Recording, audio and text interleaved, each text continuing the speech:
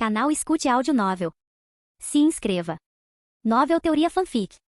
One Piece, o híbrido renegado, parte 11, capítulo 114, meados de 1498, calendário do Círculo Marinho. Já havia passado algum tempo desde a execução de Roger no início daquele ano. Dentro do hospital do quartel-general dos fuzileiros navais, Ben Ortoren estava sentado em um banco no corredor, do lado de fora da sala de cirurgia com Robin e Luxie. A expressão de Ortoren era calma, enquanto Robin parecia ansiosa e inquieta. Luxie tentou confortá-la. Vai ficar tudo bem. Os médicos de lá são de primeira classe. Ao ver Robin e Luxie, que supostamente eram inimigos destinados, interagindo agora como irmãos, de uma forma afetuosa e harmoniosa, Ortoren não pôde deixar de se emocionar. No fim, ele realmente havia mudado o destino de muitas pessoas. Eu sei que tudo vai ficar bem, mas não consigo evitar o nervosismo, sussurrou Robin enquanto rezava em silêncio. Ninguém estava gravemente doente. Hoje, Rouge estava dando à luz. Originalmente, Ace não deveria nascer antes de 1 ano e meio depois, em 1º de janeiro de 1500, e seu nascimento teria custado a vida de sua mãe. Mas as coisas mudaram drasticamente. Graças a Ortoren, Rouge não precisou suportar a gestação de Ace por mais de 20 meses, ao custo de sua própria força vital. Como esposa do vice-almirante Ben Ortoren, uma das estrelas em ascensão dos fuzileiros navais, ela agora poderia dar à luz com segurança e sem preocupações.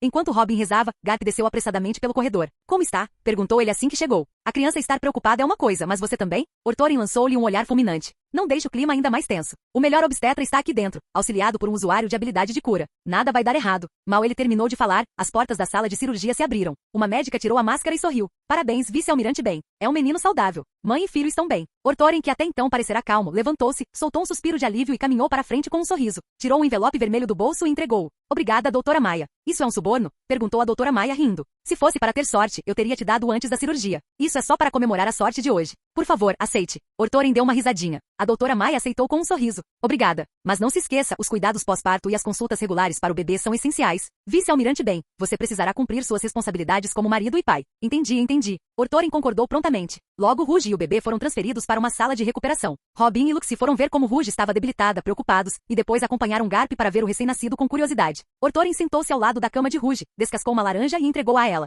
Você trabalhou muito. Obrigada. Rouge aceitou com os olhos cheios de gratidão e uma nova esperança de vida. Após um instante, sua expressão tornou-se hesitante. O nome do bebê. Vocês dois já decidiram? Perguntou Ortoren, fingindo ignorância. Sim. Se for menina.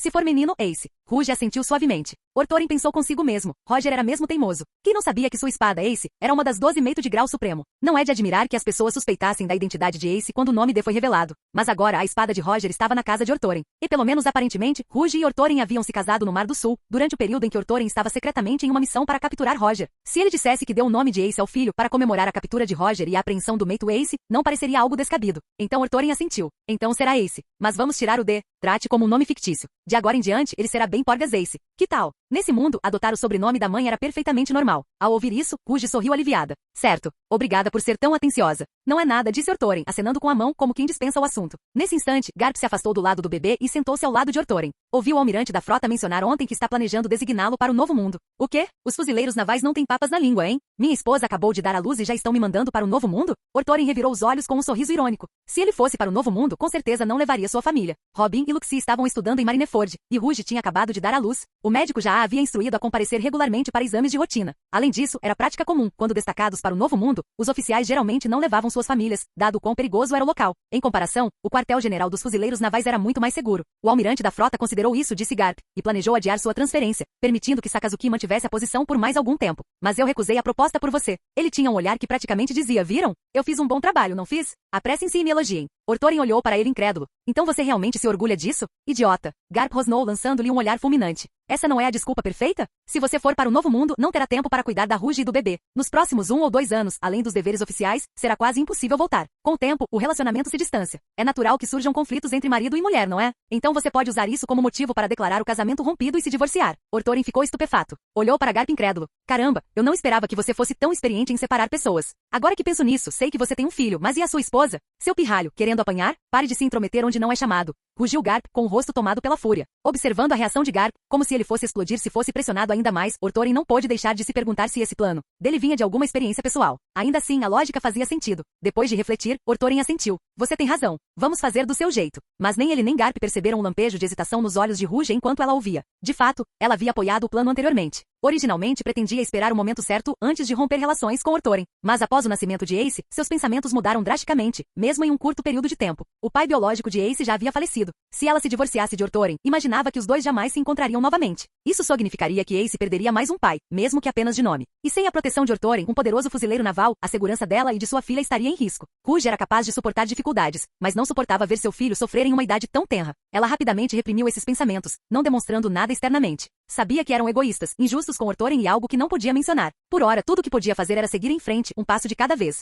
Após alguns dias de recuperação, Rouge levou o bebê de volta para a casa de Orthorin. O lugar, antes silencioso e vazio, instantaneamente se encheu de vida. O almirante Sengoku e Zephyr Sensei vieram visitar Rouge e a criança. Até mesmo o almirante da frota Kong fez questão de aparecer, embalando Ace carinhosamente e brincando com ele por um tempo. Quanto aos amigos próximos de Orthorin, isso era óbvio. Sempre que retornavam ao quartel-general, a primeira coisa que faziam era aparecer para se juntar à festa. Kuzan, Momonga e Ishu vieram várias vezes. E os envelopes vermelhos eram generosos. As mãos de Orthorin ficaram praticamente dormentes de tanto contar o dinheiro. Mais de uma vez, ele considerou fazer uma festa de lua cheia e convidar todos os oficiais abaixo de sua patente para o quartel-general. Afinal, se o filho do vice-almirante desse um banquete na lua cheia e você recebesse um convite, comparecer não importava tanto, mas o dinheiro, com certeza, era essencial. Quem não enviasse um presente podia esquecer a chance de sobreviver no quartel-general dos fuzileiros navais depois disso. No final, porém, Orthorin conseguiu se conter e não levou adiante planos tão extravagantes. Capítulo 115. Quartel-General da Marinha, Marineford, escritório do Almirante Sengoku. O Almirante Sengoku estava ocupado com a papelada em sua mesa. Ao seu lado, Orthorin balançava um rascunho de um lado para o outro, provocando a cabra de estimação do Almirante. A propósito, Almirante, perguntou Orthorin de repente sobre aquela coisa que mencionei da última vez. O senhor já refletiu sobre isso? O Almirante Sengoku não ergueu o olhar, seu tom ligeiramente perplexo. Que coisa? O cabrito assado inteiro, é claro, respondeu Orthorin com naturalidade. Sengoku respondeu calmamente. Parece que terei que enviá-lo para o novo mundo em breve. Caso contrário, se você ficar aqui, minha cabra não sobreviverá por muito tempo. Ha. Orthorin riu, depois jogou o rascunho para a cabra antes de se jogar no sofá e se servir de uma xícara de chá. Com Orthorin relaxando enquanto toma chá e Sengoku absorto no trabalho, qualquer um que entrasse poderia confundir Orthorin com o responsável. Após mais de 10 minutos, Sengoku finalmente terminou sua pilha de documentos. Soltando um suspiro cansado, murmurou. Aquele desgraçado do Garp.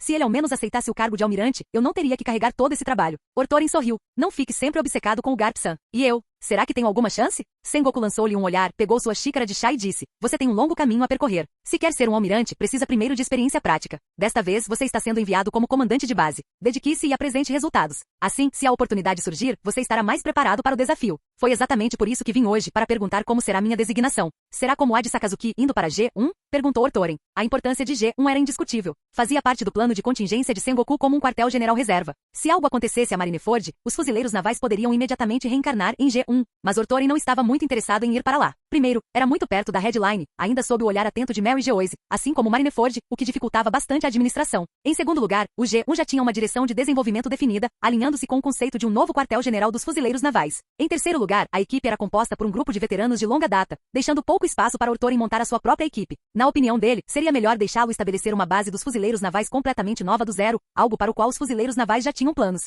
Você quer ir para o G1? Perguntou Sengoku. Sinceramente não. A estrutura do G1 já está definida. Posso até evitar erros lá, mas é improvável que eu consiga fazer muita diferença, disse Orthorin balançando a cabeça. Mas a G1 foi modelada segundo o quartel-general. Servir lá ajudaria no seu sonho de se tornar um almirante, observou Sengoku após refletir um pouco. Orthorin hesitou. Isso era verdade, precisamente porque G1 estava alinhada com o quartel-general, transmitia a ideia de treinar futuros almirantes. Ao perceber sua hesitação, Sengoku sorriu. Quanto à sua transferência para o novo mundo, existem 3 opções. A primeira é a G1, como acabamos de discutir. A segunda é que você seria responsável por construir uma nova base da Marinha do Zero. A terceira é um pouco incomum, mas se você tiver sucesso lá, isso destacará ainda mais suas habilidades. Qual é o terceiro? Perguntou Orthorin diretamente. Você conhece o G5, não é? Sengoku ergueu uma sobrancelha. A lata de lixo. Orthorin olhou para ele surpreso. O rosto de Sengoku endureceu e ele o corrigiu rapidamente. Cuidado com as palavras. Como você pode chamar seus companheiros fuzileiros navais de lixeira? Ainda assim, a expressão de Sengoku deixava claro que ele sabia exatamente o que era G5. Se havia uma base da Marinha que se destacava como a mais incomum, era definitivamente aquela. Primeiro, os fuzileiros navais do G5 estavam posicionados na linha de frente do Novo Mundo, enfrentando as forças piratas de frente sob pressão esmagadora. Segundo, era exatamente o que Orthorin quis dizer com lixeira. O G5 foi formado pelos fuzileiros navais mais indisciplinados e problemáticos da Marinha. Por mais de uma década, os fuzileiros navais mais problemáticos e difíceis de controlar eram enviados para lá, longe da vista, longe da mente,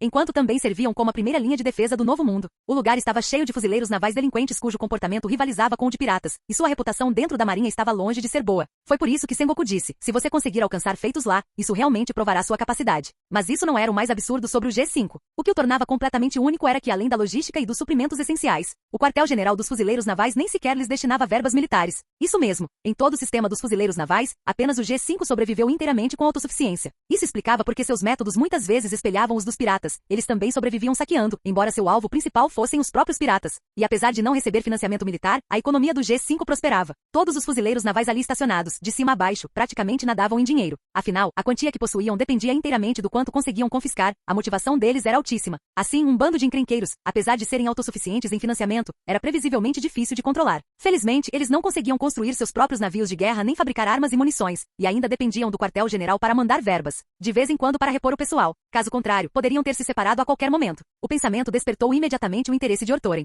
Não era exatamente isso que ele queria? Os comandantes de base em todos os lugares detinham grande poder, como se chibucais locais, mas ainda assim eram fortemente controlados pelo quartel-general. E o controle não era leve. Apenas o G5 estava verdadeiramente fora de alcance. Palavras do quartel-general. Inúteis. Eu bato em quem eu quiser. Eu pego o que eu quiser. Não gosta? Atire em mim. Sem nós na linha de frente, vamos ver se os outros comandantes de base ainda teriam tanta facilidade. Logo, Orthorin voltou a si e olhou para o almirante Sengoku com desconfiança. Você quer me mandar para o G5? Não me diga que está tentando cortar meu salário? Não falarei pelo resto do G5, mas os benefícios do comandante da base não serão cortados. Sengoku lançou um olhar fulminante para Orthorin. Se até mesmo o comandante da base fosse afastado do sistema dos fuzileiros navais, o G5 ainda poderia ser considerado parte dos fuzileiros navais? Vá para G5. Se você conseguir formar uma unidade com disciplina exemplar, Sengoku fez uma pausa, parecendo perceber que estava pedindo demais. Bem, vamos deixar a conduta de lado por enquanto. Se você conseguir formar uma unidade de elite lá, formidável em combate e obediente às ordens do quartel-general, e posicioná-la firmemente na linha de frente do novo mundo, isso por si só provará sua capacidade. O G5 já não é altamente capaz em combate? Orthorin franziu a testa, indo direto ao ponto. Como base dos fuzileiros navais na principal fronteira do novo mundo, a localização da G5 não era fixa. Onde quer que a linha de frente dos fuzileiros navais estivesse, ali eles se estabeleceriam, enfrentando de frente as ameaças piratas mais cruéis. Assim, apesar de sua péssima reputação, sua força de combate estava entre as melhores de todas as bases, cada um deles um bando de forasteiros sedentos de sangue. Há mais de um mês, a força principal do G5 foi aniquilada pelo míssil Douglas Bullet, disse o almirante Sengoku com pesar. Naquele momento, Rouge estava dando à luz, então Orthorin não estava acompanhando as notícias. Ele ficou surpreso. Quais foram as perdas? Grave praticamente destruiu toda a estrutura. O ex-comandante da base G5, vice-almirante Wolf, ficou gravemente ferido e incapacitado, não estando mais apto para o serviço ativo. Portanto, enviar alguém que possa lutar e que seja altamente capaz para reconstruir esta unidade de elite é imprescindível, continuou Sengoku. Orthorin não conhecia o vice-almirante Wolf, mas ouvirá falar dele por Momonga e os outros. Doberman e Dalmatian o admiravam. Ele era um usuário de Akuma no Mi do tipo Zoan com uma forma colossal de lobo cinzento, assustadoramente forte, um dos melhores mestres entre os vice-almirantes de elite. Pelo tom de voz de Sengoku, parecia que ele iria se retirar da linha de frente dos fuzileiros navais. Essa é a dura realidade da marinha. Os benefícios são bons, mas o risco de baixas e sacrifícios é imenso. Mesmo oficiais de alta patente, como vice-almirantes, podem cair assim, sem mais nem menos. Um tanto chocado com as perdas devastadoras do G5, Orthorin também observou atentamente que após a execução de Roger, Douglas Bullet realmente começou a se soltar. Capítulo 116. Distrito Residencial de Marineford, casa de Orthorin. Nesse momento, Orthorin estava trocando a fralda do pequeno Ace. Dentro do quarto, Rouge estava ocupado arrumando suas coisas, roupas e alguns itens de primeira necessidade que precisaria levar consigo. A verdade é que Orthorin era descuidado por natureza e, na realidade, não havia muita coisa que ele pudesse levar consigo. Quando Rouge terminou de arrumar as malas e saiu do quarto, encontrou Orthorin no pátio. Ele já havia trocado a fralda e agora estava sentado ao sol, segurando o Ace nos braços e brincando com ele. O ambiente era acolhedor e tranquilo. A cena emocionou Rouge um pouco. Como mãe, ela podia sentir claramente o quanto Orthorin amava Ace. Toda vez que chegava do trabalho, ele passava um tempo pacientemente com o menino. Ele realmente tinha ares de pai dedicado a Ace. Mas Rouge rapidamente controlou suas emoções e disse: já arrumei tudo para você. Ah, Orthorin deu uma risadinha. Obrigado pelo incômodo. Você vai embora em breve? Perguntou Rouge. Sim, já vou embora. Esta é a minha primeira vez sendo transferido de Marineford para o novo mundo. Sinceramente, estou um pouco relutante em me separar deste lugar. Enquanto falava, Orthorin beliscou delicadamente o pequeno nariz de Ace. Ace, que cochilava ao sol, se mexeu irritado, agitando as mãozinhas em protesto. Assim que Orthorin o soltou, ele estalou os lábios e voltou a dormir. Ao ver o rostinho adorável da criança, Orthorin não conseguiu conter o sorriso. Quando eu voltar, ele provavelmente já estará correndo por aí, disse Orthorin com saudade. Ao ver a interação entre os dois, Rouge sentiu-se genuinamente feliz. Quando estava prestes a dizer algo, ouviu passos vindos de fora do pátio. Logo Gion, Kuzan e Momonga entraram conversando e rindo. Ao ver Gion, Rouge sentiu instintivamente uma pontada de culpa. Orthorin talvez não tivesse percebido, mas como mulher, ela conseguia sentir os sentimentos de Gion por ele. Gion claramente gostava de Orthorin, embora ela fosse desajeitada em expressá-los. Rouge, por outro lado, havia assumido o papel de esposa de Orthorin por razões complicadas. Principalmente após o nascimento de Ace, ela percebeu que havia desenvolvido sentimentos que não deveria ter, o que tornou o confronto com Gion ainda mais difícil. Vocês podem falar, eu levo o bebê para dentro, disse Rouge, dando um passo à frente e pegando Ace delicadamente dos braços de Orthorin. Ele já está dormindo? Parece que cheguei na hora errada, eu esperava poder pegá-lo no colo, disse Momonga com um toque de arrependimento. Mas ele rapidamente mudou de assunto. Ouvi dizer que você vai para o G5? Sim, o G5 sofreu danos consideráveis recentemente. O almirante Sengoku me designou para reconstruir sua unidade de vanguarda. Orthorin assentiu. Não é uma tarefa fácil, comentou Kuzan. G5. Como posso dizer? Eles agem mais como piratas do que como fuzileiros navais. Então não é a opção perfeita para mim, brincou Orthorin. Eu também vou deixar o quartel-general em breve. Gion suspirou enquanto se sentava no banco de pedra ao lado de Orthorin. Para onde você vai? Perguntou Orthorin curioso. A agência CP recentemente estabeleceu uma nova rede periférica de inteligência no submundo chamada Distrito do Prazer. Suru-san acha que é um bom modelo, então ela quer que eu experimente, disse Gion, um pouco sem jeito. Para o novo mundo? Perguntou Ortoren novamente. Ainda não está confirmado, mas é bem provável, respondeu Gion após refletir sobre o assunto. Afinal, você já é um vice-almirante. Para alguém da divisão de inteligência, esse tipo de missão é uma oportunidade de treinamento prático. Parece que o chefe do Estado-Maior acredita que você tem potencial para se tornar um almirante um dia, disse Kuzan com um sorriso. Na verdade, dentro dos fuzileiros navais, a maioria dos vice-almirantes era designada para serviço de campo em algum momento. Não era exatamente como Kuzan insinuou, que ser enviado para o campo significava automaticamente que os superiores o consideravam apto para almirante. Em vez disso, após um período de treinamento externo, aqueles que se mostrassem fortes e capazes seriam chamados de volta ao quartel-general antes dos demais para continuar servindo lá. Desta vez, você foi enviado como comandante de base. Com toda a estrutura da G5 praticamente destruída, o almirante Sengoku lhe disponibilizou alguma vaga? Perguntou Momonga de repente. 2 vagas para contra-almirante. O resto posso providenciar de acordo com o procedimento padrão, respondeu Ortoren imediatamente. A base G5 havia sido devastada pelo ataque Douglas Bullet. O comandante da base ficou incapacitado e foi forçado a se retirar da linha de frente. Quase todos os oficiais superiores ali estacionados foram aniquilados, restando apenas alguns poucos espalhados como gatos vadios. Em outras palavras, tudo precisava ser reconstruído do zero. Sengoku compreendeu que nessa situação, Ortoren precisaria de autoridade suficiente para formar sua própria equipe principal. Dessa forma, o G5 poderia ser reconstruído mais rapidamente, ao mesmo tempo que daria a Ortoren controle firme sobre a unidade. Assim, Sengoku concedeu-lhe 2 cargos de contra-almirante para subordinados diretos no G5. As posições abaixo seguiriam a estrutura básica regular. Normalmente, uma base poderia ter de 3 a 5 comodoros, enquanto o número de capitães e abaixo dependia do tamanho da força. A verdade é que as bases dos fuzileiros navais não tinham um número fixo de tropas. Esse número variava de acordo com a situação do mar. Em tempos caóticos com piratas desenfreados, o número de soldados aumentava. Em períodos mais pacíficos, as chamadas grandes eras da marinha, o efetivo era reduzido. Será que a sede central se preocuparia com alguma base crescendo demais e se tornando difícil de controlar? Na verdade, não. Com exceção da G5, quase todas as outras bases dependiam inteiramente de fundos fornecidos pela sede central e não possuíam logística independente. O receio de uma base se tornar incontrolavelmente poderosa simplesmente não existia. E os fuzileiros navais não podiam simplesmente elaborar leis especiais visando apenas o G5, limitando o número de tropas ali. Fazer isso seria amarrar as próprias mãos. Aprovar novas leis podia ser fácil, mas revogá-las depois, quando se mostrassem inconvenientes, era um pesadelo. Isso significava que Ortoren havia encontrado uma brecha. Uma base normal geralmente contava com 10 a 20 mil militares, além de cerca de 10 navios de guerra. Cada navio de guerra tinha capacidade para transportar cerca de 1000 fuzileiros navais, e os navios do quartel-general podiam abrigar até 2000. Mas sob o comando de Ortoren, o G5 era diferente. Contanto que ele pudesse apoiá-los, não havia regra que o impedisse de recrutar não apenas 20 mil, mas até 500 mil fuzileiros navais, pelo menos em teoria. Isso não infringiria nenhum regulamento. Claro, isso era apenas teoria. Na prática, a menos que Sengoku e o almirante da frota Kong tivessem perdido o juízo, eles jamais permitiriam que Ortoren construísse um exército de 500 mil homens sem qualquer controle. Afinal, se Ortoren realmente comandava muitas das tropas de linha de frente mais fortes dos fuzileiros navais, no dia em que se declarou candidato a almirante, até mesmo o almirante da frota teria que considerar renunciar ao cargo. Ao ouvir falar das 2 vagas de contra-almirante, os olhos de Momonga brilharam.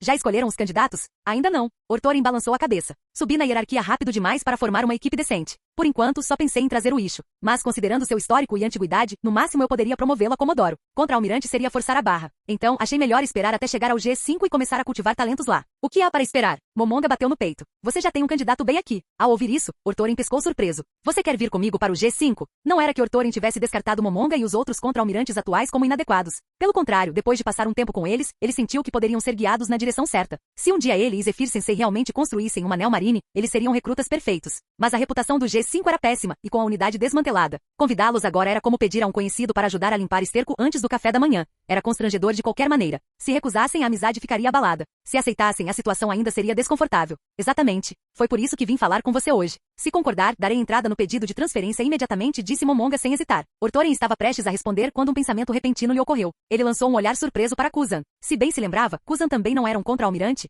Seria possível que ele viesse com Momonga hoje porque também queria se juntar a ele no G5? Kuzan percebeu o olhar, congelou por um segundo e então acenou rapidamente com as mãos. Não me interprete mal. Eu só estava livre e vim me despedir de você antes de ir embora.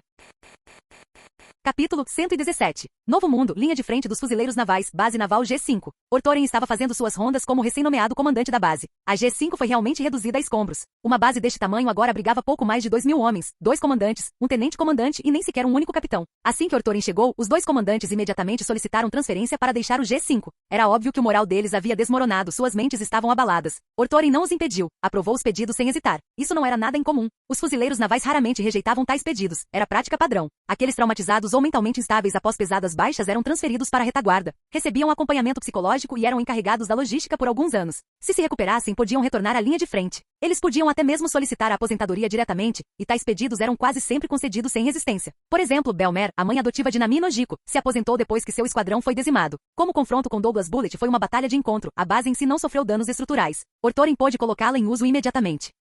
Observando a vistosa coleção de navios atracados no porto, Ortorin se virou para o tenente-comandante do G5 que caminhava ao seu lado. Esses são nossos navios de guerra? Sim, vice-almirante Ben, respondeu o tenente-comandante com naturalidade. A maioria são navios piratas que capturamos. Originalmente, tínhamos 20 navios de guerra padrão do quartel-general, mas durante a última batalha quase todos foram afundados. Apenas 2 sobreviveram, mas estão em reparo e fora de serviço por enquanto. Entendo. Ortorin assentiu. Como era de se esperar do G5, os fuzileiros navais realmente indo para a batalha em navios piratas. Se não fossem pelas bandeiras, ninguém diria que eram da marinha. Sem pensar 2 vezes, Ortorin se virou para Momonga. Envie um relatório ao quartel-general. Diga a eles que não temos mais nenhum navio de guerra utilizável. Peça que nos aloquem 50 imediatamente. 50? Momonga exclamou chocado. Não é um pouco demais? Para uma base normal, conseguir uns 10 navios já era generoso. Pedir 50? Ele achava que era filho do próprio Sengoku? Você é um idiota, disparou Ortorin, lançando-lhe um olhar fulminante. Se você pedir 10, eles lhe darão 10. Mas se exigir 50, eles discutirão, e talvez lhe deem 30. Quem não chora não mama. Momonga entendeu de repente, olhando para Ortorin com admiração. Não me admira que você tenha se tornado um vice-almirante. E depois a questão da mão de obra, continuou Ortorin. Neste momento, o G5 mal tem 2.000 homens restantes, a maioria pessoal de logística. Nossos combatentes da linha de frente estão ou mentalmente exaustos ou fisicamente inaptos. Vocês não viram aqueles 2 comandantes desertarem assim que chegamos?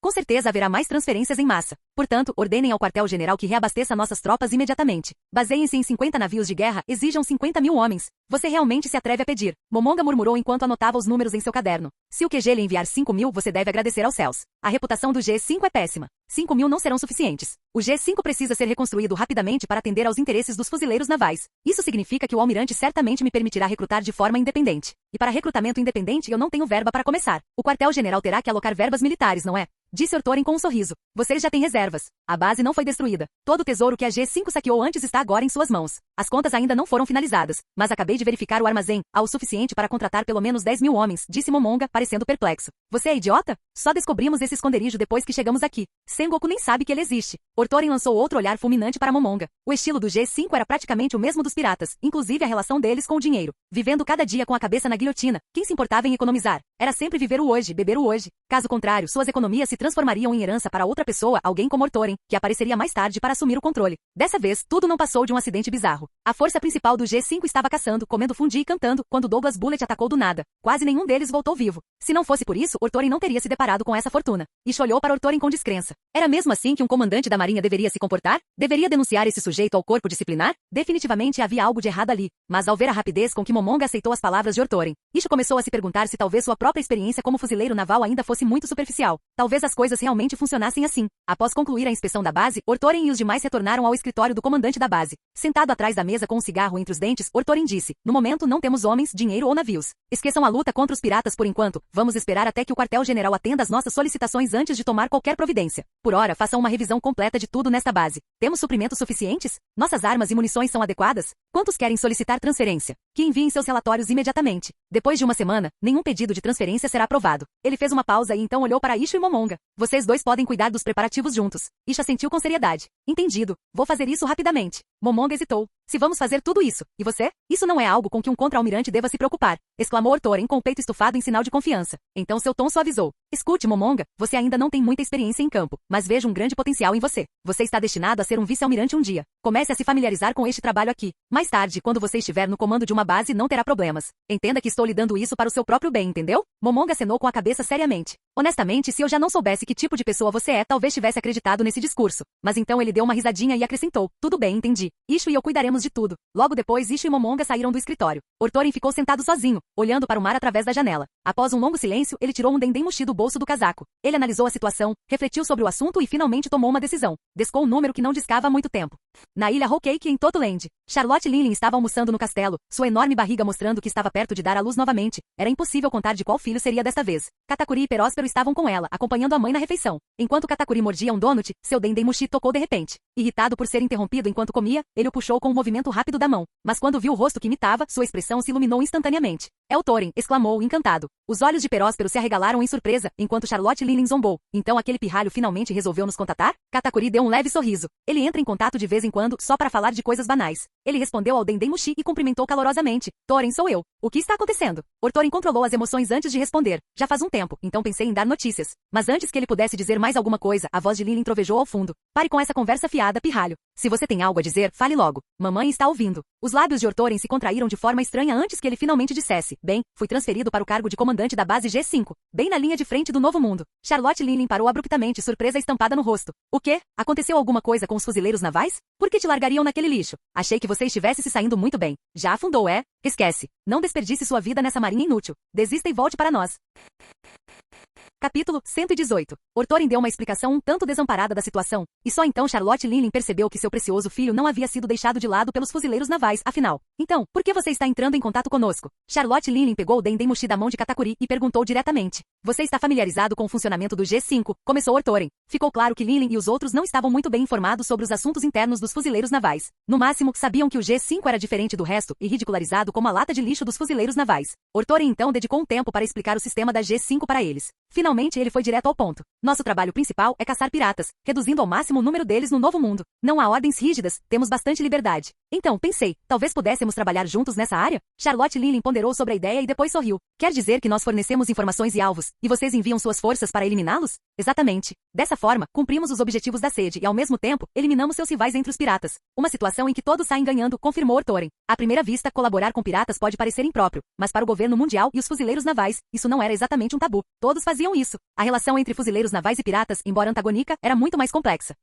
Sengoku já havia insinuado a Thorin diversas vezes que não rompesse os laços com os piratas da Big Mom. Agora, enviando-o para o G5 com a mente afiada de Sengoku, não havia como ele não ter previsto essa possibilidade. Mesmo assim, ele também não o havia alertado contra isso, uma clara aprovação tácita. Afinal, o resultado ainda significava atacar piratas. A única diferença era que não seriam os piratas da Big Mom que seriam atingidos. Mas isso ainda estava alinhado com os interesses mais amplos dos fuzileiros navais. Quanto aos piratas da Big Mom, aos olhos de Sengoku, não havia necessidade de forçar Thorin a atacá-los especificamente. A marinha tinha efetivo suficiente. Atribuir essa tarefa a outra pessoa era bastante fácil. Sakazuki não conseguiu? Borsalino não conseguiu? Kusa não conseguiu? Era assim que se mantinha a união. Não deixe que os relacionamentos fiquem desnecessariamente tensos, dê espaço para todos os lados. Quando chegasse a hora de atacar os piratas da Big Mom, enviasse outra pessoa. Quando fosse necessária uma cooperação discreta, enviasse Thorin. Usar ao máximo os pontos fortes de cada um. Essa era a jogada certa. Forçar Thorin a entrar em conflito com os piratas da Big Mom, apenas para provar lealdade, seria pura estupidez. Mamamama, você tem razão. Charlotte Lilin pensou por um momento e então concordou com o raciocínio de Thorin. Mas logo ela acrescentou. Mesmo assim, no atual Novo Mundo, a estabilidade é o que melhor atende aos interesses dos piratas da Big Mom. Entendeu? Os piratas não passavam todos os dias lutando e saqueando. Quanto maior a tripulação, mais isso era verdade. Thorin ponderou as palavras dela, analisando a situação atual dos piratas da Big Mom em conjunto com as informações que os fuzileiros navais lhe haviam fornecido. Em suma, Charlotte Lilin fez jus ao título de estrategista visionária. Sua tripulação não era mais apenas um bando de piratas, havia se tornado algo mais próximo de uma nação. Em comparação entre as grandes potências piratas, os piratas do Barba Branca eram os mais desorganizados. Eles viviam livres e selvagens, com pouca consideração pelas regras, sobrevivendo principalmente por meio de saques e dinheiro de extorsão. Eles representavam o tipo mais tradicional de força pirata, centrada em Nogate como capitão, sem uma estrutura clara de longo prazo ou um sistema formal. Essa falta de ordem tornava a sucessão impossível. Marineford provou isso. Assim que o próprio Barba Branca caiu, toda a tripulação começou a desmoronar imediatamente. Os piratas da Big Mom, por outro lado, eram muito mais avançados. Eles elevaram a ideia de pirataria ao nível de um estado. No Novo Mundo, com a ilha Whole Cake como seu centro, expandiram seus territórios, formando uma nação pirata com fronteiras definidas. E esta nação, apesar de funcionar com o que parecia ser um sistema rudimentar e simplista, ainda assim manteve-se estável mesmo quando Charlotte Lilin deixou as coisas ao abandono. Isso por si só já era extraordinário. Se você remover o rótulo de pirata, Totuland atende a todas as definições de uma verdadeira nação do Novo Mundo. A equipe de Charlotte Lilin não dependia mais exclusivamente de pilhagens ou taxas de proteção. Produtividade nacional, comércio, impostos, todas as fontes de receita das quais um estado dependeria, fluíam como sangue para alimentar sua força. Thorin chegou a pensar que se continuassem se desenvolvendo nesse caminho, os piratas da Big Mom poderiam um dia formar um exército próprio, assim como outros países, sem precisar de selvagens para servir como piratas. Essa mudança de conceito marcou sua evolução, passando do caos da pirataria para uma ordem estruturada. No quartel-general da Marinha, o chefe do Estado-Maior já havia argumentado mais de uma vez, se nenhuma medida fosse tomada contra Totuland, em poucos anos eles nem precisariam mais ser tratados como piratas. Considerá-los uma nação soberana do Novo Mundo, com suas próprias forças armadas formais, não seria um erro. E se aprofundarmos essa ideia ideia. E se, daqui a alguns anos, Charlotte Lilin abandonasse o manto de pirata, declarando-se a única rainha de Totoland? E se ela concordasse em pagar o tributo celestial e se tornasse uma das poderosas nações aliadas do governo mundial no Novo Mundo? Será que Mary Geoise realmente a rejeitaria? Nenhuma linhagem nobre é totalmente pura. Rastreie suas árvores genealógicas por tempo suficiente e você sempre encontrará sujeira, bandidos, rebeldes, piratas. As gerações posteriores podem enfeitar esses ancestrais com lendas, mas a verdade raramente era tão limpa. Se a família Charlotte escolhesse esse caminho, eles poderiam percorrê-lo a pé. Lilin continuou sendo uma pirata simplesmente porque quis. Mas se algum dia ela decidisse trocar benefícios com o governo mundial, juntando-se a ele como uma nação aliada em vez de inimiga, o governo mundial a receberia de braços abertos em Mary Geoise, e até mesmo lhe concederia um assento no Conselho Mundial. Voltando ao presente, a afirmação de Lilin de que a estabilidade era o que melhor atendia aos interesses de Totoland fazia todo sentido. Com o modelo atual, eles já estavam muito à frente dos concorrentes em termos de estrutura. O tempo estava a seu favor. Se na história original Charlotte Lilin não tivesse teimosamente ido sozinha para Wano, mas em vez disso tivesse permanecido em Totoland sob a proteção de suas vastas forças, ela teria perdido de forma tão desajeitada? Esqueçam os chapéus de palha, até mesmo os fuzileiros navais, o governo mundial teriam dificuldades para fazer algo contra ela. Se ela simplesmente tivesse avançado de forma constante, sem arriscar. Enquanto Ortorin refletia silenciosamente sobre esses pensamentos, Charlotte Lilin deu uma risadinha. Mas já que é você quem está pedindo, mamãe não vai dizer não. Quando precisar de alguma coisa, venha falar comigo. A chamada terminou logo depois, sem muitos avanços concretos.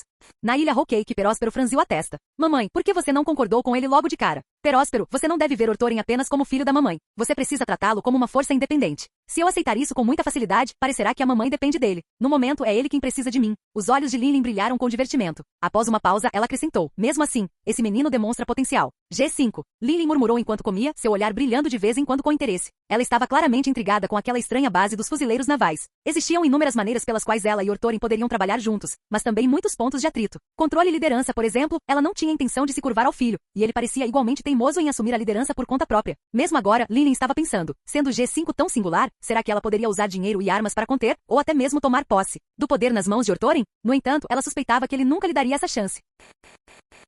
Canal Gameplay. Escute áudio novel. Capítulo 119. Por mais de um mês após assumir o comando da base G5, Ortorin esteve ocupado resolvendo os problemas. Como ele previa, assim que se espalhou a notícia de que ele havia aprovado a redução de efetivo, os soldados da G5 correram para se inscrever para transferências. Em um mês e meio, Ortorin ficou com apenas 600 homens. Os demais ou voltaram para casa para se estabelecerem ou foram realocados para a área de logística em outros locais. 600 homens. O que isso significava? Significava que Ortorin não conseguia tripular completamente nem mesmo um único navio de guerra padrão. Naquele momento, no porto de G5, Ortorin conversava com Katakuri, a quem não via há tempos. Sim, Katakuri. Ele estava parado abertamente dentro de uma base da marinha, e naquele lugar, ninguém se importava. Do último andar da sede do G5, Momonga e Isho encostaram-se numa janela, observando com curiosidade a cena lá embaixo. Charlotte Katakuri murmurou Isho, segurando um cartaz de procurado. O pilar em ascensão dos piratas da Big Mom. Recompensa, 360 milhões de belis. Ele está andando pela nossa base como se nada estivesse errado. Realmente não precisamos nos preocupar? Isho, Momonga tragou o cigarro e suspirou com falsa sabedoria. Falando como um oficial veterano da marinha, admito, isso é contra os regulamentos. Mas sejamos realistas, a marinha não se resume a combater piratas. A política favores concessões mútuas. Pense bem, quando o almirante Sengoku enviou Ortorin para o G5, você não acha que ele previu esse tipo de situação? No momento, o G5 está em ruínas e o quartel-general não nos dará muito apoio. Temos que nos virar sozinhos. Se não lidarmos com os piratas da Big Mom hoje, amanhã acabaremos lidando com os piratas das feras ou algum sindicato do submundo. Isho franziu a testa. Mas isso não é tráfico de armas? Vender recursos da marinha para piratas? Momonga apontou o dedo para o porto. Que recursos da marinha? Olhem só, nada além de navios piratas. Nem um único navio de guerra da marinha. Como isso pode ser considerado venda de nossos recursos? Esqueçam a identidade de Katakuri por um momento. O que temos é uma empresa de reciclagem de segunda mão. Estamos descarregando sucata, reaproveitando materiais descartados, transformando lixo em recursos. Isso reduz nossos custos e aumenta nossas reservas. Isho olhou para ele incrédulo. Ortorin te ensinou isso, não foi? Claro, respondeu Momonga como se fosse óbvio. Quando ele propôs isso pela primeira vez, eu também achei suspeito. Mas ele tem razão, normalmente vendemos para intermediários no submundo, e eles revendem para piratas. Por que deixar que eles fiquem com a parte deles? Melhor vender diretamente e ficar com o lucro.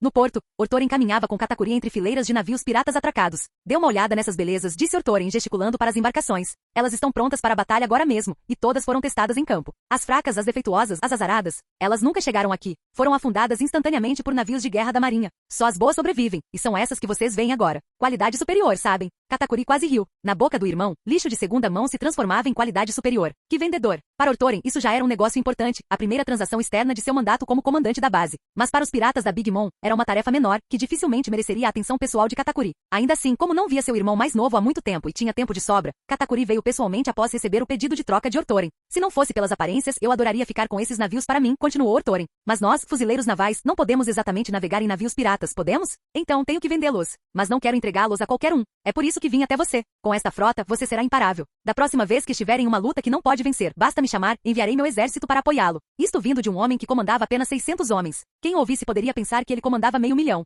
Katakuri achou graça, mas manteve a compostura. Então, de quantos desses navios de guerra superiores estamos falando? 38 no total. Estou praticamente dando de graça 50 milhões por navio. Não é muito caro, né? Disse Ortorin com um ar de generosidade. Katakuri conhecia o mercado. Navios de guerra padrão da marinha saídos diretamente de Water 7 eram vendidos por menos de 80 milhões de belis. E lá estava Ortorin, descarado como uma audácia, pedindo 50 milhões por cada um dos navios piratas de segunda mão, chamando isso de pechincha. Se você estivesse vendendo navios de guerra da marinha de verdade, eu os compraria de você por 100 milhões cada, quantos você tivesse. Mas navios piratas de segunda mão por 50 milhões? Isso já é demais, disse Katakuri com um sorriso irônico. Ortorin fez uma pausa e assentiu com a cabeça. Então esse é o seu gosto? Ótimo, vou mandar reformar esses navios. Pintura nova, cores da marinha, emblemas da justiça nas velas. Pronto, são navios de guerra da marinha. Navios? Ele poderia construí-los do zero, se fosse preciso. Katakuri se contraiu. Eu me referia aos navios de guerra padrão do seu quartel-general. Nesse momento, o rosto de Ortorin ficou sério. Isso é crime passível de decapitação. Vender navios piratas capturados? Não era exatamente um crime. A G5 fazia isso, assim como outras bases dos fuzileiros navais. Até mesmo o quartel-general se envolvia nessas transações, embora geralmente por meio de corretores do submundo que revendiam os navios aos piratas. A abordagem de Ortorin, eliminar os intermediários, era menos comum, mas não inédita. Mas vender navios de guerra padrão da marinha?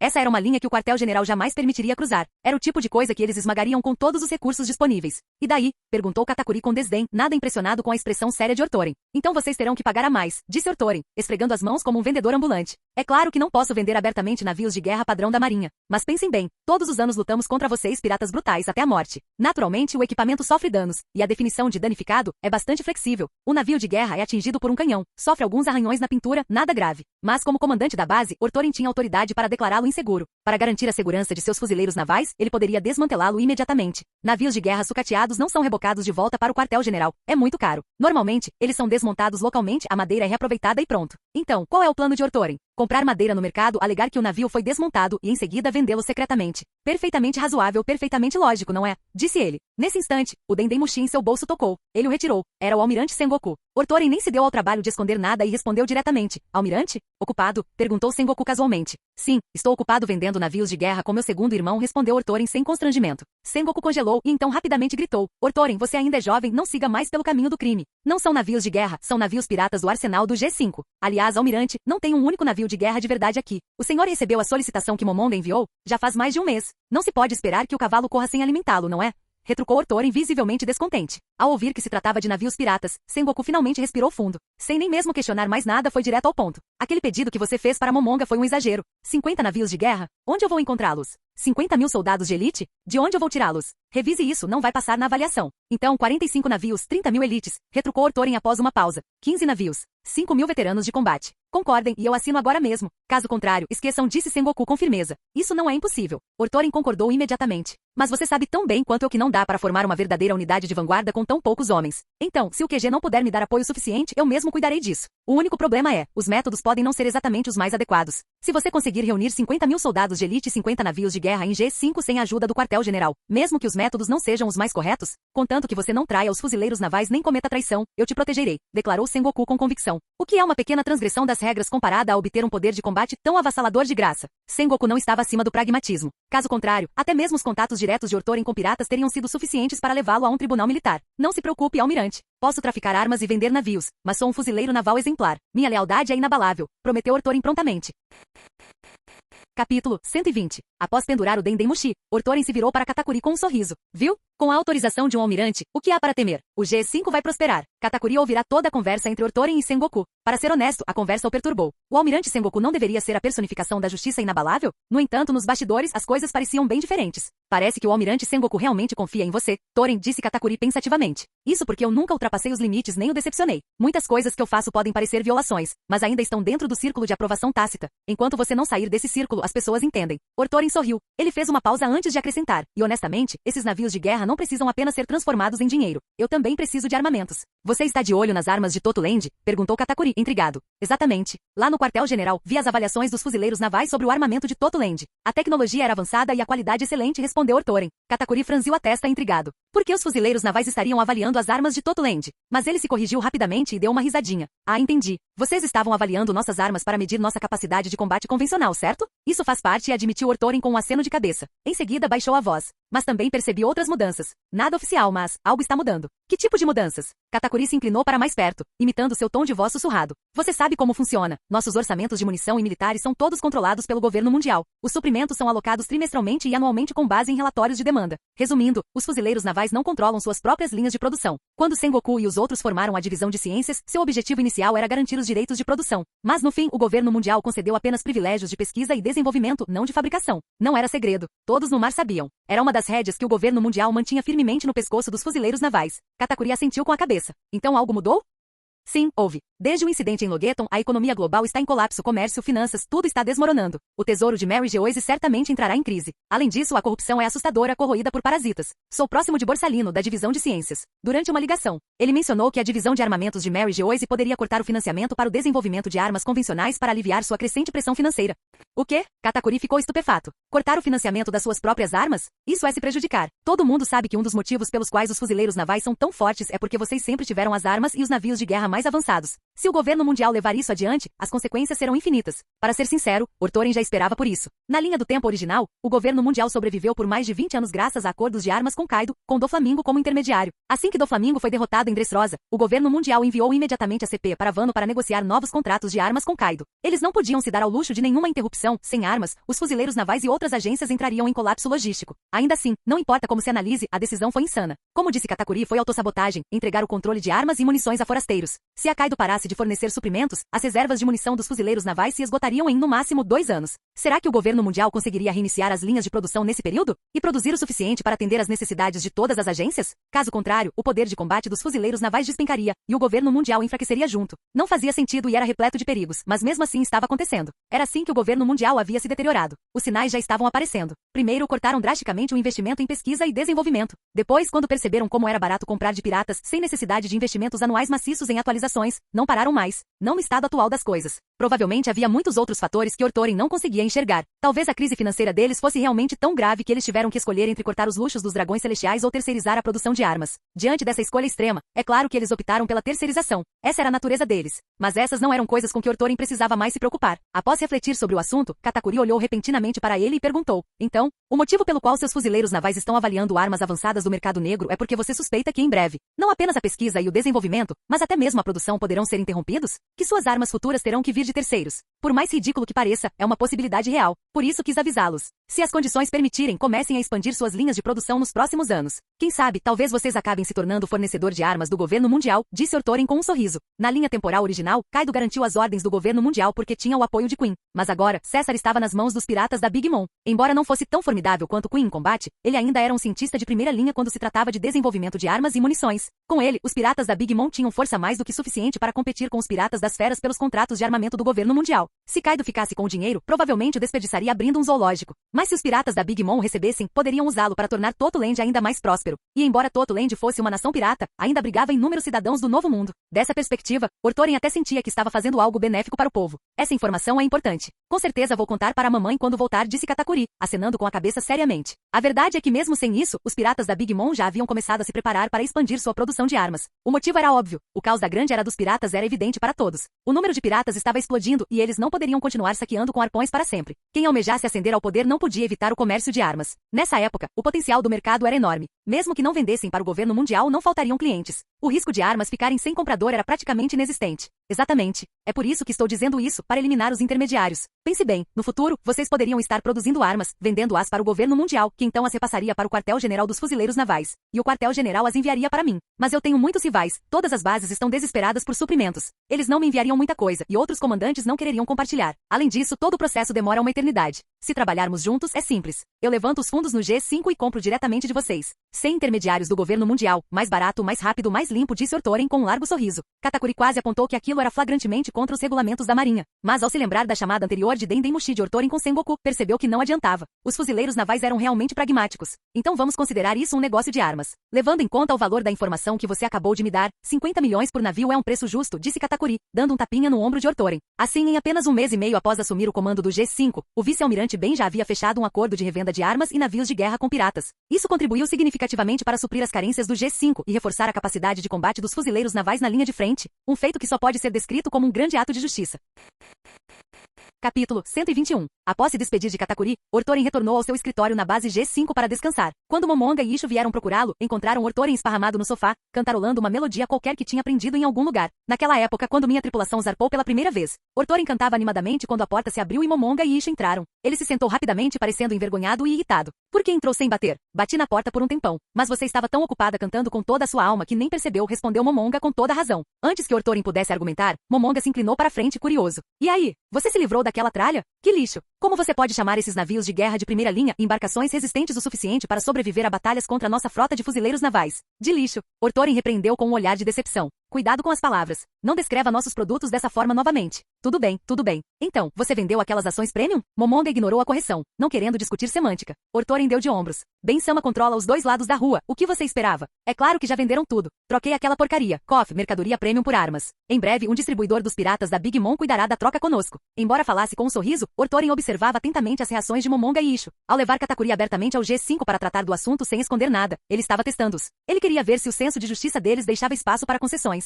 Se Momonga e Isho eram do tipo que não toleravam nem um grão de poeira nos olhos fuzileiros navais inflexíveis e intransigentes que jamais sujariam as mãos com piratas, então eram um tipo de oficiais superjustos que prefeririam quebrar a ceder. Nesse caso, Ortorin concordaria superficialmente em parar, mas nos bastidores não teria outra escolha senão romper os laços e providenciar a transferência deles para fora do G5. Mas antes desse teste aberto, Ortorin já havia feito sondagens menores, plantando ideias aqui e ali. E com base nessas experiências, ele se convenceu de que nem Momonga nem Isho eram o tipo de fuzileiros navais defensores da justiça absoluta, que se recusavam a tolerar qualquer coisa. Tomemos Momonga como exemplo. Ele era um veterano dos fuzileiros navais, até mesmo mais antigo que Ortorin por vários anos. Embora fosse apenas um contra-almirante agora e ainda não estivesse profundamente envolvido com o lado mais obscuro das coisas, ele não poderia ser surdo a rumores ou cego a máculas. No entanto, ele nunca as mencionou, o que demonstrava que ele tinha sua própria escala, sua própria compreensão. Na história original, Momonga se tornaria um vice-almirante de elite, servindo por muitos anos. Ele participou de operações como Booster Calls e certamente de missões políticas ainda mais obscuras. Se ele conseguia tolerar tanta obscuridade do governo mundial, como poderia sequer cogitar as práticas questionáveis de Ortorin?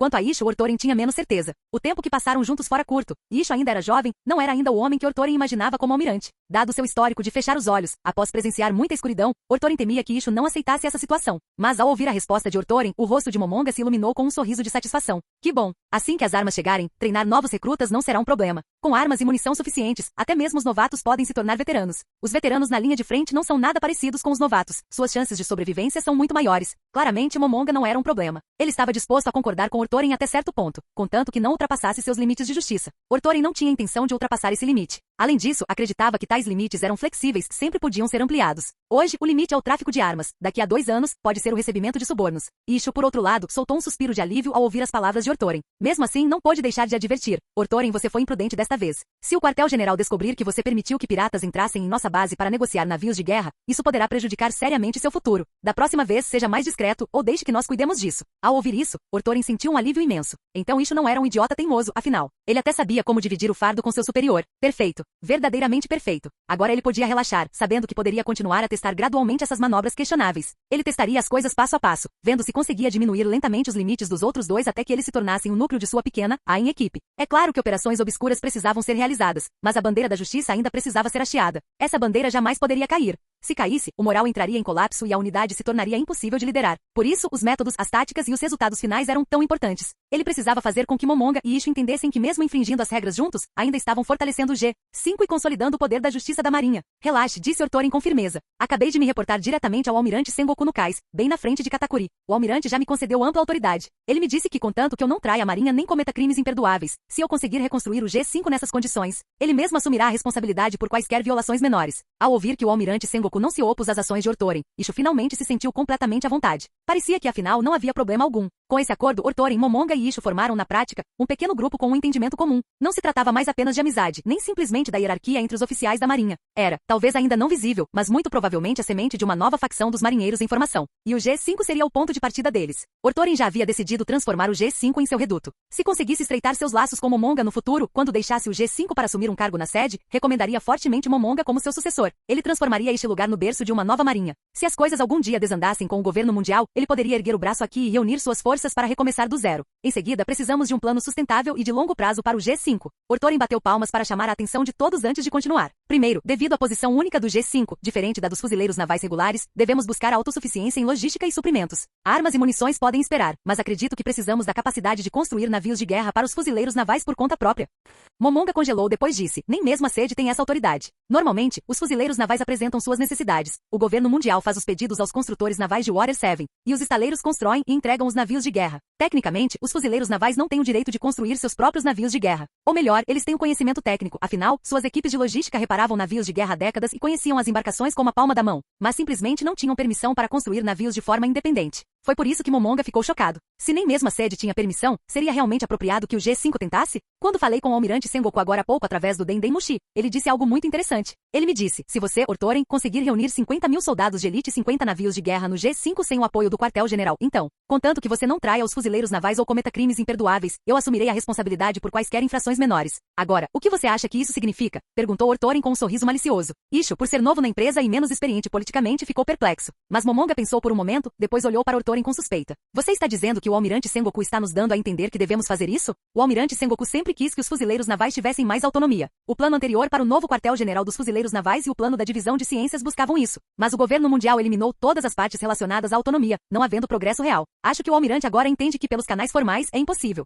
E com a ascensão da grande era dos piratas, ele provavelmente quer tentar outras vias. E nós, do G5, um depósito de fuzileiros navais, há muito isolado do quartel-general e conhecido por seguir ordens, mas ignorar diretrizes, estamos na posição perfeita para lidar com as coisas que o quartel-general não consegue, disse Ortoren, esfregando o queixo. Vamos lá, Sengoku ordenou que ele trouxesse 50 navios de guerra sem o apoio do quartel-general. Como mais isso poderia ser feito? Tirando-os do nada? Construí-los ele mesmo era a única opção. A dica não poderia ser mais clara. Certamente não se esperava que ele navegasse com os navios piratas do G5 e roubasse seus companheiros fuzileiros navais? Capítulo 122. Novo Mundo, Reino de Shots. Dentro do Palácio Real da capital, Ortoren estava relaxado em uma cadeira VIP, discutindo assuntos com o rei. No centro do salão, um grande grupo de piratas amarrados e acorrentados ajoelhava-se no chão. Esses piratas são os mesmos que saquearam seu porto efêmero há mais de meio mês. Nossas tropas G5 os encontraram durante o treinamento e resolveram o problema para vocês. Infelizmente, esses piratas gastavam muito. Parece que já esbanjaram todo o tesouro que roubaram do seu reino. Não recuperamos um único centavo, então não podemos ressarcir suas perdas, disse Ortoren, mordendo um cigarro e com um olhar de pesar. O rei lançou um olhar furioso aos piratas, rangendo os dentes de raiva.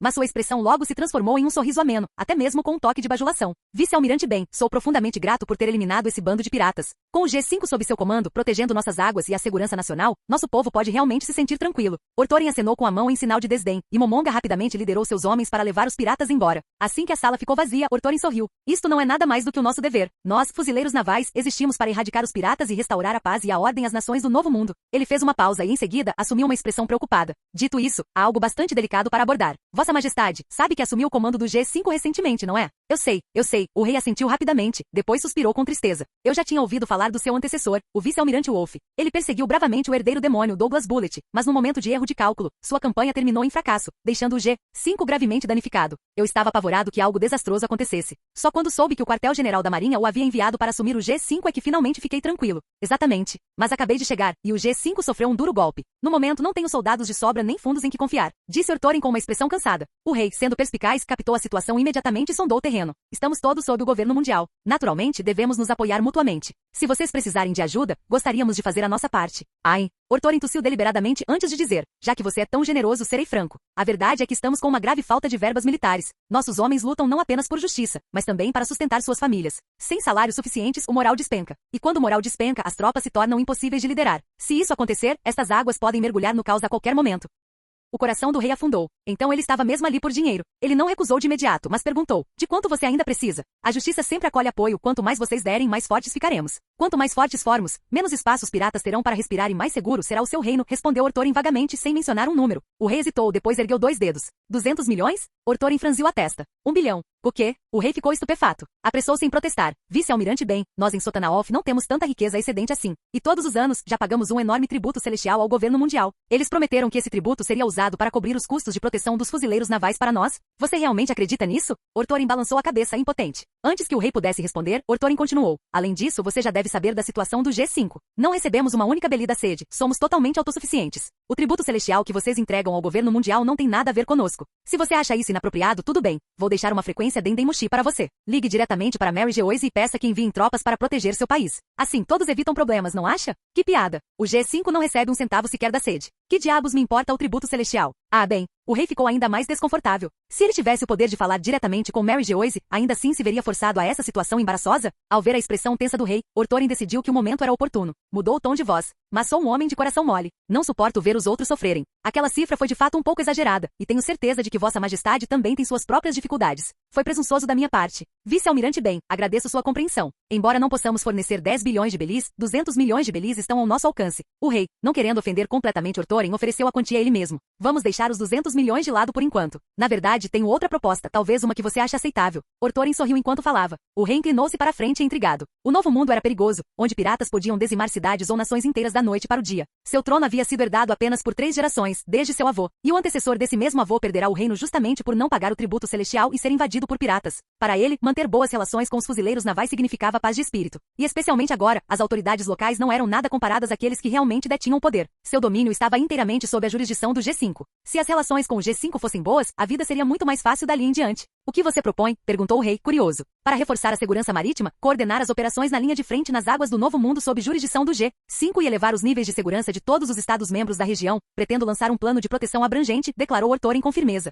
Antes que o rei pudesse responder, Orthorin prosseguiu. O primeiro ponto crucial é este. Em todos os principais portos e cidades centrais de nossos países membros, estabeleceremos unidades de patrulha marítima G5 24 horas por dia, juntamente com centros de abastecimento, descanso e proteção. Parecia impressionante, mas a formulação era vaga o suficiente para que o rei franzisse a testa. Vice-almirante bem, perdoe-me, mas não entendi bem o que o senhor quis dizer. Ai. Orthorin baixou ligeiramente a voz. Para resumir, pretendo estacionar tropas diretamente nas nações sob minha jurisdição. A expressão do rei mudou de choque para deleite. Vice-almirante bem, o senhor está falando sério? De fato, algumas nações membro do governo mundial possuíam bases navais em seus territórios. Algumas chegaram a oferecer ilhas inteiras para serem transformadas em bases. Mas tais privilégios eram raros, concedidos apenas a nações ricas e consolidadas, com fortes laços e interdependência com o governo mundial, geralmente localizadas nos 4 mares. Ou aqueles tão ricos que conseguiam obter o favor do governo mundial, levando os fuzileiros navais a alocar-lhes uma base próxima para proteção prioritária. A verdade é que a proteção dos fuzileiros navais não era igual para todos. Havia níveis e prioridades. Se você pagasse mais e tivesse melhores contatos, quando crises surgiam simultaneamente, você era o primeiro a ser resgatado. No Novo Mundo, porém, as coisas eram diferentes. As nações-membro mudavam de mãos rapidamente, os perigos eram extremos e o controle do governo mundial era frágil. Era quase impensável que a sede construísse bases por lá. Se o G5 realmente estacionasse tropas em seu país, o nível de segurança aumentaria drasticamente. O poder de dissuasão do G5 era tamanho que os piratas poderiam até evitar a área por completo. A soberania pode sofrer um golpe, mas nesta época, o que significava a soberania para os governantes feudais em comparação com sua própria segurança e sobrevivência? Ao ouvir o plano de Orthorin, os olhos do rei brilharam de alegria. É absolutamente sério, confirmou Orthorin. Mas para alcançar isso, o efetivo do G5 precisará aumentar muitas vezes, e meu orçamento militar já está bastante apertado. Então, aqui está minha proposta. Onde quer que estacionemos tropas, essa nação será responsável por financiar as forças de fuzileiros navais do G5 naquela região. Isso lhe parece razoável? Ele sorriu, revelando sua verdadeira intenção. Afinal, como um exército permanente tão grande poderia ser sustentado apenas por piratas saqueadores? Principalmente porque Orthorin pretendia expandir G5 muito além de seu tamanho original. Os espólios da pirataria por si só jamais seriam suficientes para cobrir os custos. Então ele optou por copiar o modelo americano, estacionar tropas em seu território, protegê-lo, e você paga a conta. Isso sim era o que ele chamava de profissionalismo.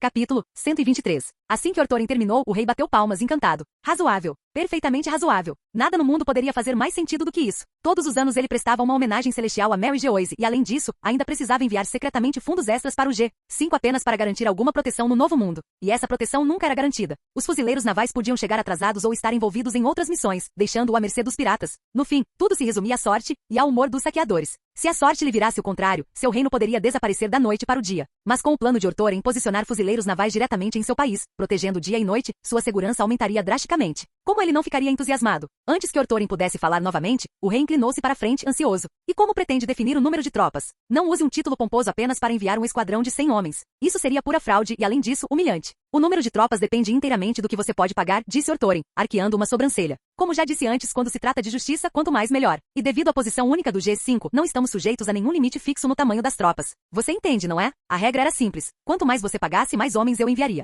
É claro que, na prática, as forças do G5 não podiam crescer indefinidamente. O marco de 50 mil estabelecido pelo período Sengoku era essencialmente o limite máximo. Mas onde há uma regra, sempre há um jeito de contorná-la. Suas guarnições poderiam ser mantidas fora dos registros oficiais. Em teoria, seriam tropas do G5. Na prática, não contariam para o efetivo. Ele poderia classificá-los como recrutas em campos de treinamento, reservistas, até mesmo trabalhadores temporários, algo fácil de se conseguir. Afinal, o quartel-general não pagava seus salários. Eles eram financiados localmente. Enquanto houvesse dinheiro, igualdade salarial para trabalho igual mantinha tudo funcionando sem problemas. Superficialmente pareceriam guarnições de fuzileiros navais, mas em seus relatórios, ele as descreveria como centros de recrutamento e campos de treinamento por toda a região. Medidas para se preparar para crises no Novo Mundo e fortalecer as reservas de pessoal do G5. Razoável, justificável, ninguém poderia apontar falhas. E já que nenhuma fruta veio do governo mundial, por que eles deveriam interferir? Após uma pausa, Ortorin prosseguiu. Deixe-me dar um exemplo. Suponha que você queira 2 navios de guerra e uma guarnição permanente de fuzileiros navais com 4 mil homens aqui. Isso exigiria um pagamento anual ao G5 de cerca de 700 milhões de belis. 700 milhões por ano? O rosto do rei demonstrou hesitação. 700 milhões de belis não estavam fora de alcance, mas valeria a pena? Ao perceber sua dúvida, Ortorin sorriu. Esta guarnição não apenas impedirá que piratas ataquem seu país, como também salvaguardará a segurança e a estabilidade nacional, especialmente a estabilidade política. Afinal, se quisermos construir uma parceria de longo prazo, ela não funcionará se, para ser franco, seu trono continuar mudando de mãos. O rei compreendeu imediatamente o significado oculto e perguntou seriamente. Então, o que exatamente você quer dizer com garantir a estabilidade? Simples, garantir que o poder de Vossa Majestade permaneça inabalável. Deixe-me ser claro, embora as guarnições sigam primeiramente a cadeia de comando do G5 em caso de agitação, levantes da nobreza ou qualquer outra crise, elas seguirão suas ordens imediatamente para garantir a segurança da família real, declarou Ortorin sem hesitar. Ao ouvir essas palavras, o rei quase saltou da cadeira de alegria. Sua hesitação anterior se devia ao fato de que 700 milhões por ano para 4 mil fuzileiros navais e 2 navios de guerra, apenas para combater piratas, não lhe parecia um investimento que valesse a pena. Mas com essa garantia adicional valeu cada centavo. Na verdade, ele já estava considerando reduzir o tamanho do Exército Nacional e redirecionar esses gastos diretamente para o G5. Não seria perfeito? O Exército Nacional não pertencia verdadeiramente ao rei. Todo o sistema nobre do país tinha influência sobre ele. De 10 mil soldados, se ao menos 1000 fossem genuinamente leais à família real, isso já seria um milagre. Afinal, duques, marqueses e todos os nobres com título mantinham suas próprias tropas. Oficialmente, essas forças eram consideradas parte do Exército Nacional. Mas quando surgiam problemas, esses homens protegiam primeiro seus senhores, não o rei. Somente os criados diretos do rei podiam ser considerados seus guardiões. Diante disso, seria muito melhor reduzir o Exército Nacional e deixar a proteção a cargo dos fuzileiros navais do G5. Isso diminuiria as ameaças de piratas e, ao mesmo tempo, garantiria a segurança do seu trono perfeito. O que o rei não percebeu foi que, ao fazer isso, ele estava simplesmente trocando a ameaça dos nobres pela do G5. Antes, seu reinado dependia de sua capacidade de governar, de equilibrar as relações com os nobres e de prevenir levantes em larga escala. Mas, uma vez assinado o pacto de proteção militar com Ortorin, sua permanência no trono dependeria da vontade de Ortorin. Talvez ele tenha percebido isso, mas decidiu que o perigo representado pelos nobres era maior do que qualquer risco vindo dos fuzileiros navais. Afinal, os fuzileiros navais tinham sua própria hierarquia e não derrubariam seu regime por um capricho. Em comparação com os lobos dentro de sua corte, ele confiava muito mais nos fuzileiros navais externos.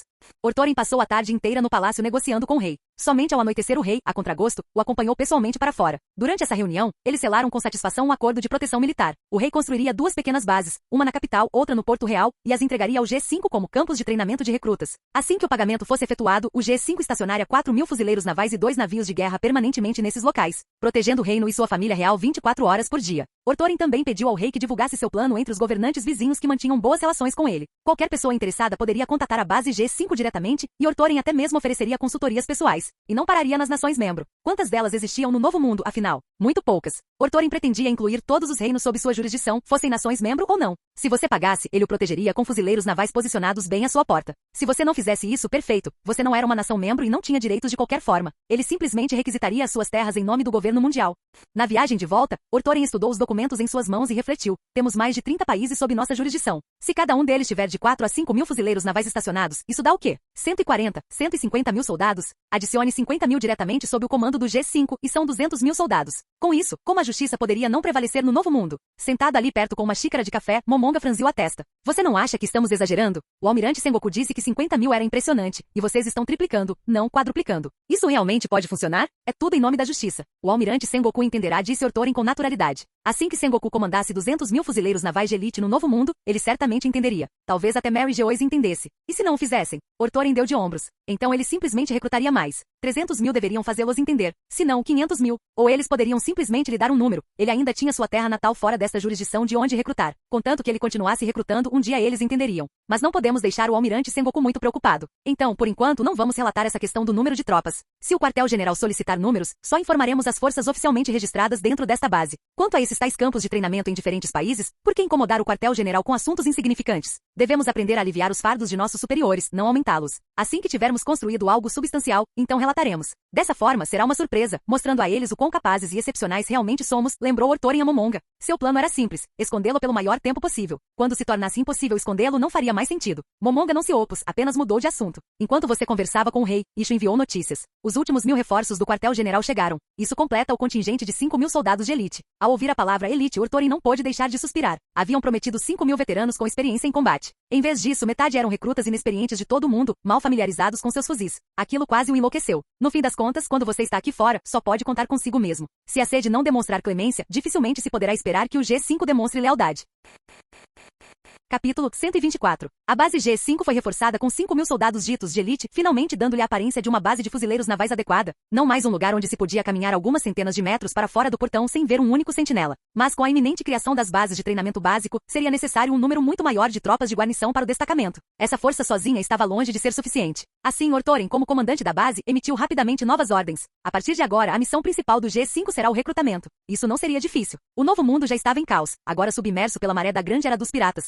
Alguns tinham o suficiente para comer, mas muitos mais estavam famintos e desesperados por um lugar para vender suas vidas. Monte um posto de recrutamento em qualquer ilha, e as pessoas acorrerão em massa, formando filas que se estenderão até o porto. Ortoren já não se importava se os recrutas eram realmente de elite. Tropas de elite podem sequer ser recrutadas? Não, elas são forjadas em batalha. Primeiro, reúna 20 ou 30.000 homens. Afinal, esta era a Grande Era dos Piratas. Piratas estavam por toda parte. Uma vez que os homens estivessem posicionados, tudo o que precisavam eram armas, munição e navios. Então, bastava enviá-los para lutar. Se uma batalha não os endurecesse, mande-os de novo. Se duas não fossem suficientes, mande-os uma terceira. Depois de combates suficientes, tropas de elite surgiriam. É claro que isso foi brutal. Enviar recrutas sem treinamento diretamente para a batalha garantia um alto número de baixas. Mas Ortoren não tinha outra escolha. Ele não tinha recursos para treiná-los adequadamente. O G5 tinha seus próprios campos de treinamento, mas eles não conseguiam lidar com um número tão grande de soldados. O quartel-general também não ajudava. Se Ortoren quisesse formar o G5 rapidamente, teria que cerrar os dentes e deixar que a própria guerra treinasse seus soldados. Caso contrário, não seriam necessários 1 ou 2 anos completos de treinamento adequado antes que um novato pudesse ser considerado competente. Onde ele encontraria esse tempo? Se esperasse tanto, o G5 jamais se consolidaria durante seu mandato. E se o G5 não conseguisse se consolidar, os outros jamais o entenderiam.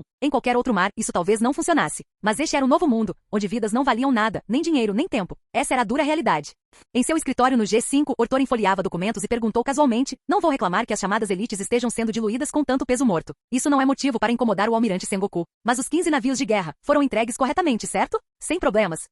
Isha assentiu firmemente. Nenhum problema. Todos os navios são novinhos em folha. Até mesmo os estoques de armamento e munição vieram totalmente carregados do almirante. Ao ouvir isso, o humor de Ortoren melhorou. Suponho que o almirante se sentiu culpado em relação a nós, então compensou dessa forma. Após uma pausa, ele perguntou: e quanto aos construtores navais? Como está indo a investigação? Temos trabalhadores qualificados suficientes aqui no G5 para formar uma equipe e começar a construir os nossos próprios? Isha balançou a cabeça. O G5 só tem cerca de 600 pessoas restantes. Muitas são da área de logística, mas poucas têm experiência real em construção naval. Não temos pessoal suficiente para formar uma equipe de estaleiro adequada. Precisaremos de outra solução. Entendo. Ortoren não se surpreendeu. Suspirou. Ainda bem que os navios do quartel-general chegaram, o suficiente para nos virarmos por enquanto. Mas com nossa força de trabalho atual, não conseguimos tripular nem os 15 navios. O recrutamento continua sendo a prioridade máxima. Quanto à construção naval, parece que não será possível internamente. Teremos que procurar fora. Se bem se lembrava, graças à Grande Era dos Piratas, Water 7, a ilha no coração da indústria naval, estava à beira do colapso. A maioria de seus estaleiros havia afundado, restando apenas alguns à tona graças a contratos governamentais para navios de guerra. Essa crise duraria até que o mestre Tom desenvolvesse o trem marinho, que eventualmente revitalizou Water 7. Significa que agora era o momento perfeito para atrair talentos. Com a falência de empresas, os construtores navais com décadas de experiência ficaram desempregados. E Ortoren, o autoproclamado defensor da justiça, cruzava os mares para lhes dar novos empregos. Não era esse o próprio espírito de quando uma região está em apuros, outras se apressam em ajudar? Por que trabalhar para uma empresa privada que pode falir amanhã, quando você pode se alistar nos fuzileiros navais, receber um salário estável e desfrutar de todos os benefícios? Por falar nisso, o Mestre Tom já deve estar sendo perseguido por agentes da CP, certo? Tentando incriminá-lo? Um técnico do calibre dele. Como poderíamos deixar isso passar em branco? Ele deveria servir aos fuzileiros navais, redimir-se através do serviço e brilhar pela justiça, assim como o professor Clover e o Dr. Vegapunk. Pensou Ortoren. Ele planejava entrar em contato com Spandini para ver se ele conseguia usar sua influência para trazer o Mestre Tom e um grupo de construtores navais de Water 7 para G5 no Novo Mundo. Além disso, Ortoren também precisava de um canal constante para descarregar os espólios. Assim que a G5 concluísse o recrutamento, o próximo passo seria a caça aos piratas para forjar verdadeiras elites. Isso inevitavelmente significaria apreender grandes quantidades de mercadorias, e ele precisava de um meio confiável para transformar esse fluxo em lucro. Os piratas da Big Mom eram uma opção sólida. Mas, em sua última conversa com aquela velha mesquinha, Ortoren claramente percebeu a necessidade de Charlotte Linlin de controlá-lo. Era algo natural, e ele não se ofendeu. Ainda assim, ele detestava estar sob o controle de alguém. Queria ser o responsável. Se dependesse exclusivamente da Big Mom para o fornecimento de suprimentos, estaria abrindo mão da iniciativa, tornando-se dependente. Sim, a equipe da Big Mom era um canal que ele podia usar, mas não podia ser o único. O que ele precisava era de um canal que dependesse dele, e não o contrário. Ele já tinha um candidato em mente, a família Don Quixote, que se reinventara, passando de um sindicato do submundo para uma tripulação pirata. Doflamingo era um homem astuto, um grande nome nos negócios e no submundo, mas seus negócios sempre estiveram restritos ao Mar do Norte. Pelo que Ortoren sabia dele, era inevitável que ele quisesse expandir seus horizontes. De fato, 20 anos depois, ele se tornaria um dos principais corretores do submundo, firmemente estabelecido no Novo Mundo. Analisando a situação atual, Doflamingo provavelmente já estava buscando um parceiro sólido para expandir seus negócios para além do Mar do Norte. E quem melhor do que Ortoren? Ele poderia ajudar a levar todas as operações de Doflamingo para o Novo Mundo. Mas Doflamingo, com sua força atual, não conseguiria se manter lá sozinho. Ele precisaria de um apoiador. Ortoren achou que poderia desempenhar esse papel. O único problema era como fazer contato e construir confiança. Por um momento, Ortoren até se perguntou se deveria dedurar aquele tal de Rosinante. Mas aí ele pensou em Sengoku. Se o velho descobrisse, provavelmente desmaiaria de raiva. Melhor não. Enquanto Ortoren ponderava, folheando os arquivos dos novos recrutas, sua mão congelou. Uma sobrancelha se ergueu.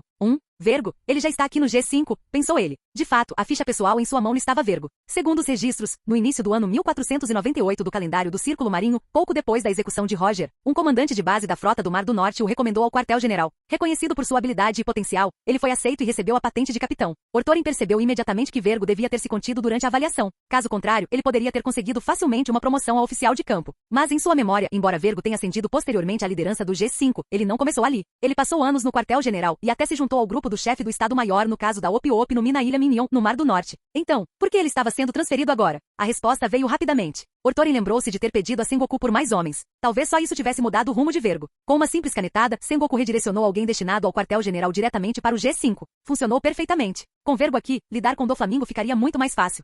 Nesse instante, Momonga entrou com um relatório na mão e uma expressão de surpresa no rosto. Ortoren, informações fresquinhas do quartel-general. Crocodile, o rei do deserto, desafiou os piratas do Barba Branca. Ele foi derrotado no mar de Ruscaina. Não é problema meu, disse Ortoren secamente, sem interesse. Isso não está na minha jurisdição. Só uma briga entre piratas rio Momonga. Melhor aproveitar como entretenimento.